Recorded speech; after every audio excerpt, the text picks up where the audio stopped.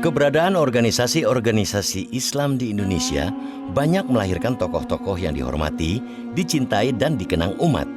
Muhammadiyah misalnya pernah melahirkan Kiai Haji A.R. Fakhrudin, Ketua Umum PP Muhammadiyah terlama dalam sejarah yang dikenang karena kerap menjadi mata air keteladanan dalam banyak hal. Tokoh yang pernah memimpin Muhammadiyah dari tahun 1968 sampai tahun 1990 ini tidak hanya dihormati sebagai pemimpin organisasi yang merakyat dan bijak, namun juga dikenal sebagai tokoh agama dan muballigh yang luwes dan disukai banyak orang, serta pribadi yang zuhud, bersahaja, dan penuh kasih sayang.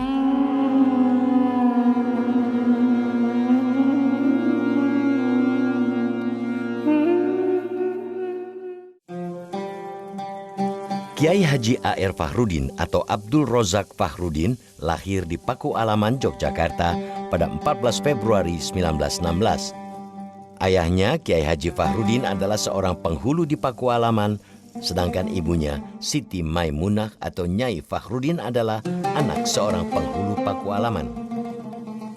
Setelah beberapa kali pindah sekolah akibat kesulitan biaya, Abdul Rozak kemudian pindah mengikuti kedua orang tuanya ke Kulon Progo. Di Kulon Progo ia memperdalam agama Islam dengan giat belajar pada banyak kiai di desa. Nah, karena orang tuanya, ibunya itu bisnisnya bangkrut, lalu bapaknya tidak lagi menjabat penghulu Paku Alaman, maka Pak A.R. pindah dari Paku Alaman ikut Mbak Yunya di Kota Gede sini. Di Kota Gede, sekolah melanjutkan di SD Muhammadiyah Prenggan sampai selesai. Nah, setelah selesai, kemudian kembali ke desa, ikut orang tuanya di desa. Pada tahun 1932, Abdul Rozak bersekolah di Madrasah Muhammadiyah Darul Ulum Sewu Galur yang didirikan orang tua senior yang juga sahabatnya, M. Dawam Rozi. Namun 2 tahun berselang, Abdul Rozak pergi ke Palembang, Sumatera Selatan untuk menemani sahabatnya itu mengajar di Madrasah Muhammadiyah Talang Balai. Nah, waktu itu Pak A.R. agak protes, "Kak, saya ini kan masih kelas 2 kok saya disuruh ikut ngajar." "Enggak apa-apa, pokoknya ikut saja." Nah, lalu ikut ke Palembang. Jadi kalau pagi akan mengajar nahwu misalnya, malam itu oleh Pak Haji Dawam Rozi diajari nahwu. Kalau pagi mau mengajar berhitung, malam diajari berhitung. Kalau pagi mau mengajar bahasa Melayu misalnya, malam diajari bahasa.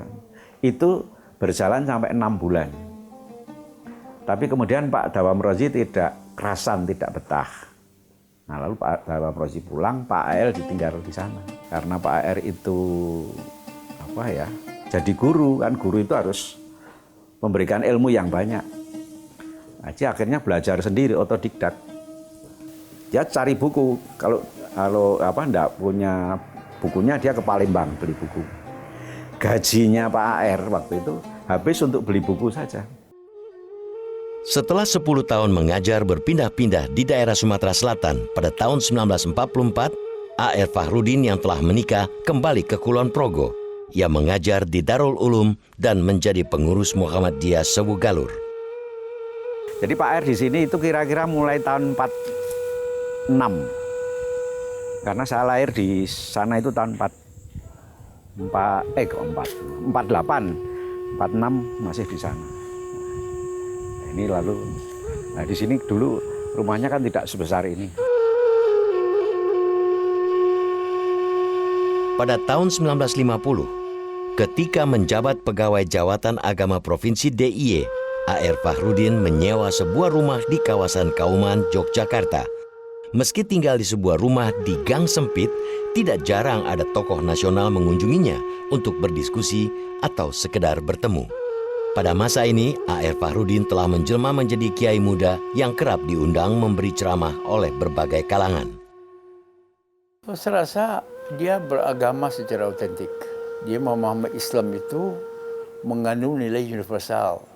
Dan bisa itu diterima oleh siapa saja. Karena itu wahyu itu kan satu sebenarnya, ya, dari Ibrahim sampai dari Nuh ya, satu ya. Pak A.R. mengambil substansi itu. Oleh sebab dia bergaul dengan Kristen, Katolik, tidak ada masalah. Hindu, Bali, selama ini. Karena agama itu dihayatinya. Bukan hanya kognitif ya, tapi itu afektif. Dihayatinya betul dan dipraktekannya. Pada 1959, saat diangkat menjadi Kepala Kantor Penerangan Agama Provinsi Jawa Tengah, A.R. Fakhrudin pindah ke Semarang sendirian. 5 tahun kemudian ia kembali ke Yogyakarta dan bertugas sebagai Kepala Kantor Penerangan Agama Provinsi DIY hingga pensiun pada tahun 1972. Pada tahun 1968, saat Kiai A.R. Fakhrudin menjabat Kepala Kantor Penerangan Agama DIY, ia terpilih menjadi Ketua Umum Pimpinan Pusat Muhammadiyah pada Muktamar Muhammadiyah ke-37. Namun A.R. Fakhrudin menolak dan memilih menyerahkan tongkat kepemimpinan pada Kiai Fakih Usman. Ketika Kiai Haji Fakih Usman meninggal, Kiai A.R. Fakhrudin dipilih warga Muhammadiyah menjadi pengganti Kiai Fakih Usman sebagai Ketua PP Muhammadiyah.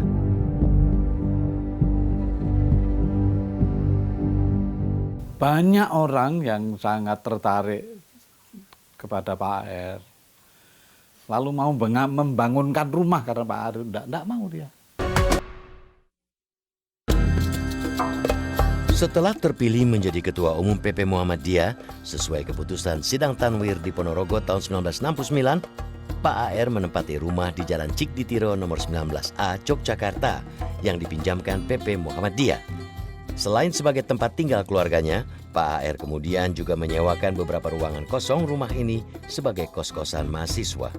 Waktu itu cari kos, ada teman memberitahu ada tempat di rumah Pak A.R. Fakhrudin.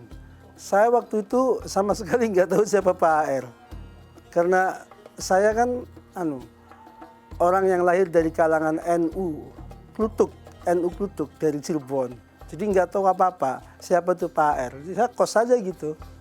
Awalnya begitu. Terus baru tahu siapa itu Pak A.R. ketika menjelang Idul Fitri itu banyak sekali. Kalau dulu kan ada kirim kartu lebaran ya, itu dari presiden, dari wakil presiden, dari menteri, itu macam-macam. Saya baru sadar, oh ini orang besar ya kayaknya. Pak A.R. orang besar. Baru saya tanya ke teman, siapa sih Pak A.R. itu? Oh itu Ketua PP Muhammadiyah. Nah baru ngeh. Kenapa? Karena dalam keseharian itu Pak A.R. sederhana sekali orang, sederhana sekali. Selama menjadi Ketua Umum PP Muhammadiyah, keteladanan Kiai Haji A.R. Fakhrudin yang selalu hidup sederhana kian diketahui banyak orang. Untuk mendukung mobilitas dakwah yang ia lakukan misalnya, Kiai Haji A.R. Fakhrudin hanya menggunakan sepeda motor tua pemberian Prawiro Puyono, seorang saudagar kaya dari Jogja. Pak A.R. juga sempat berjualan bensin eceran di rumahnya untuk mendapat tambahan sedikit uang untuk membiayai hidup keluarganya. Dalam sebuah rumah di Jalan Cikditiro yang menjadi lalu lalang, sementara Bapak sering kehadiran tamu, dan posisi penjualnya dalam hal ini Fauzi maupun istrinya tidak di tempat, ya terpaksa orang tahu Pak A.R. jualan bensin gitu loh. Itu sebenarnya kalau itu yang membuat lucu, saya kira itu. Jadi Pak mau ketemu Pak, oh ya sebentar ya, ini lagi ada orang minta gitu. Jadi akhirnya yang keluar ya Pak A.R. jualan bensin. Namanya orang jualan kan siapa aja yang siap gitu. Sementara Bapak harus ada tamu datang, ya udah ini bensin diselesaikan dulu baru tamunya silakan masuk kan gitu. Banyak orang yang sangat tertarik kepada Pak A.R. Lalu mau membangunkan rumah karena Pak A.R. tidak mau dia. Ada disertasi yang meneliti tentang kesufian Pak A.R. Jadi sufi dalam pengertian zuhud. Zuhud itu seolah-olah meninggalkan dunia gitu loh. Meski menjadi Ketua Umum salah satu organisasi Islam terbesar di Indonesia, Kiai Haji A.R. Fakhrudin tetap aktif berdakwah. Ia berdakwah di mana saja, tanpa membeda-bedakan undangan yang datang kepadanya. Ia juga kerap diminta mengisi ceramah di radio dan televisi. Bismillahirrahmanirrahim. Alhamdulillahirabbil alamin. Dengan kesederhanaan hidupnya, kemiskinannya, beliau itu tidak pernah mau menerima amplop. Itu pertama. Jadi selama kemana-mana tuh ya ini ikhlas gitu. Pernah kan saya tanya, Pak, kenapa nggak mau kalau dikasih uang dari orang apa? Nah ini kan saya ini kan diundang nih karena saya Muhammadiyah, saya pimpinan Muhammadiyah. Ya kalau bukan orang Muhammadiyah, pimpinan Muhammadiyah saya nggak ada apa-apanya gitu. Pak AR dulu kan pengisi tetap RRI, TVRI, jadi belum ada TV-TV yang lain.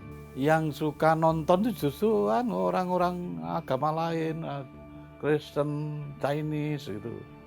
Karena memang menyejukkan gitu. Jadi belum ada tokoh Muhammadiyah sampai sekarang seperti Pak AR.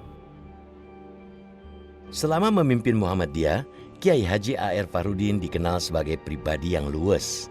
Ia juga memiliki gaya komunikasi yang santun, sehingga siapapun akan segan dan menaruh hormat padanya.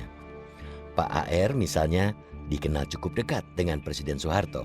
Berkat kedekatan ini, Pak A.R. bisa mengajak Soeharto untuk ikut membantu pembelian tanah senilai 500 juta rupiah yang kini menjadi lahan kampus Universitas Muhammadiyah Yogyakarta atau UMY. Pak AR itu orangnya lugas itu, apa adanya, tetapi juga berjalan langsam kepada tujuannya. Lugas itu begitu. Kemudian juga ikhlas. Itu yang membuat orang menjadi luluh pada Pak AR. Karena tidak ada keinginan-keinginan tersembunyi, tidak ada manipulasi-manipulasi, tidak ada pancingan-pancingan, tidak ada jebakan-jebakan. Pada dekade 1980-an, ketika pemerintah Orde Baru sedang gencar mempromosikan wacana Pancasila sebagai asas tunggal, terjadi polemik di Muhammadiyah. Kala itu, sebagian warga Muhammadiyah menganggap wacana ini bertentangan dengan nafas Islam yang dianut Muhammadiyah. Untuk mendinginkan situasi, A.R. Fahrudin kemudian mengeluarkan gagasan yang kini dikenal dengan istilah politik helm. Ia mengibaratkan penerimaan pada asas tunggal Pancasila seperti kewajiban penggunaan helm bagi pengemudi kendaraan roda 2. Pada saat orang menanti kayak apa keputusan Muhammadiyah, karena keputusan Muhammadiyah mengambil kesepakatan yang terakhir. Pada waktu itu Pak Harto pada pidatonya juga melakukan tekanan diplomatik yang sangat hebat. Dengan pidato siapa yang tidak tahu Muhammadiyah. Nah, Pak AR menjawab secara diplomasi dengan ini bahwa kita menggunakan Pancasila sebagai asas satu-satunya asas di dalam hidup bermasyarakat itu ibarat politik helm. Gitu loh. Loh, jadi ini adalah persoalan persoalan diplomasi tingkat tinggi. Gitu. Tetapi dengan bahasa yang sangat sederhana. Jadi ibarat profesor, dosen, seorang profesor itu berbeda dengan seorang dokter yang baru saja lulus. Seorang dokter yang baru saja lulus untuk menggunakan teori-teori yang bermacam yang hebat-hebat. Dokter itu menggunakan konsep-konsep yang komprehensif tapi dengan bahasa yang sederhana, yaitu Pak AR. Secara resmi, Muhammadiyah menerima asas tunggal Pancasila pada Muktamar tahun 1985 di Solo. Muhammadiyah menjadi organisasi yang butuh waktu lama untuk bisa menerima gagasan asas tunggal Pancasila karena kencangnya konflik internal. Meski demikian, berkat kemampuan komunikasi dan kepribadian Pak AR, perdebatan ini dapat terselesaikan tanpa adanya konflik dan kekerasan. Terobosan yang paling penting yaitu yang dilakukan oleh Pak AR Fahrudin ini adalah melakukan rekonsiliasi ataupun melakukan rapprochement, pendekatan timbal balik dengan Presiden Soeharto ya.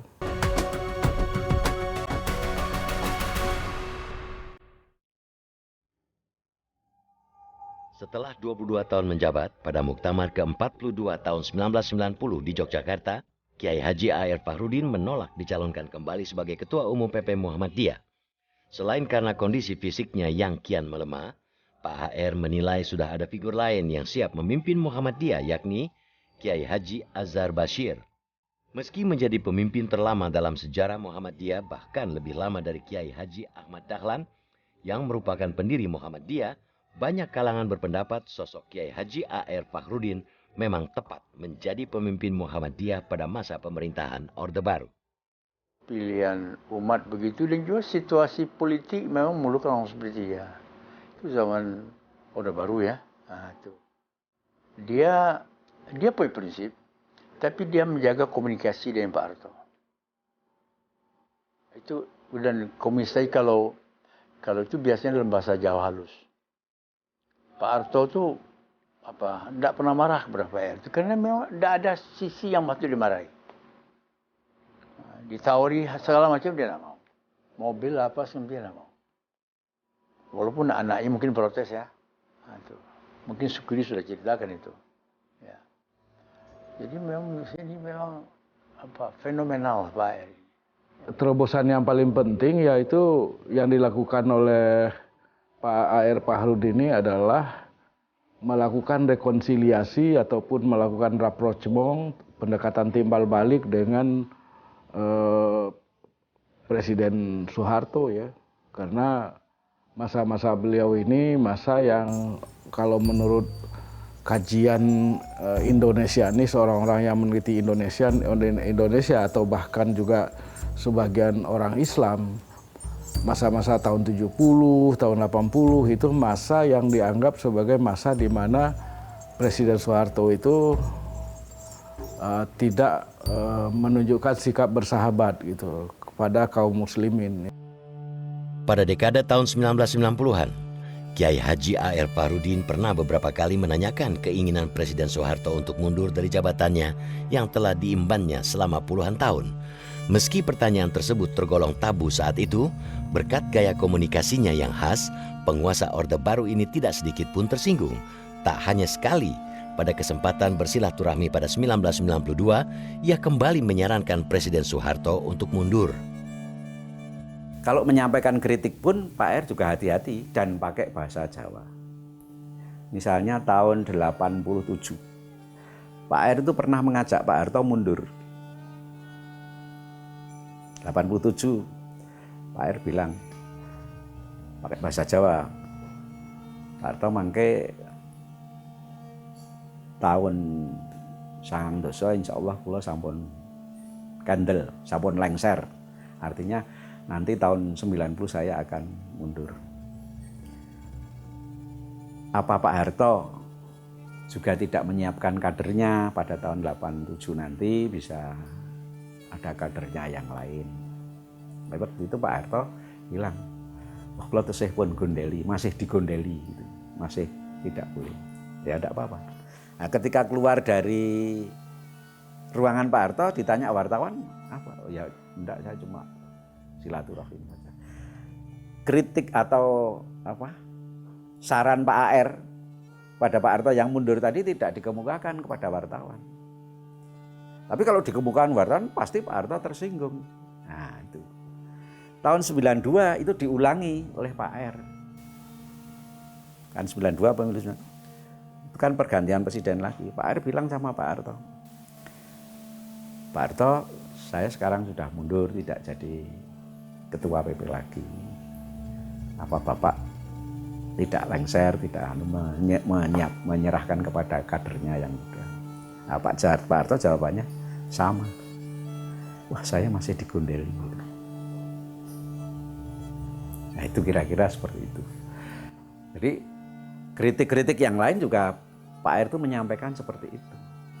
Jadi karena Pak Harto itu orang Jawa dan menerapkan kejawen, Pak R menggunakan cara-cara orang Jawa.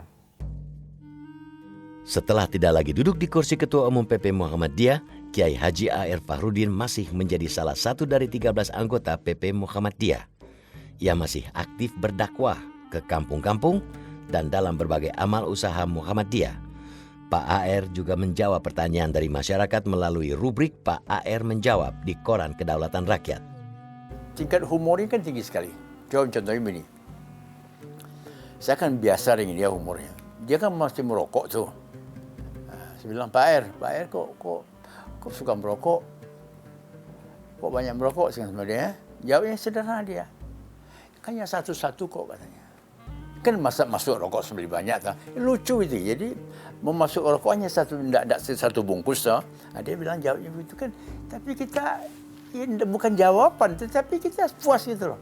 Dan itu banyak sekali.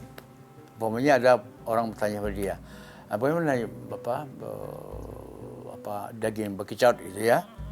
Jawabnya dia tidak menjawab persoalan. Daging sapi masih banyak kok. Ya itu jawab gitu. Tipenya begitu. Orang senang walaupun sesungguhnya substansinya tidak terpecahkan.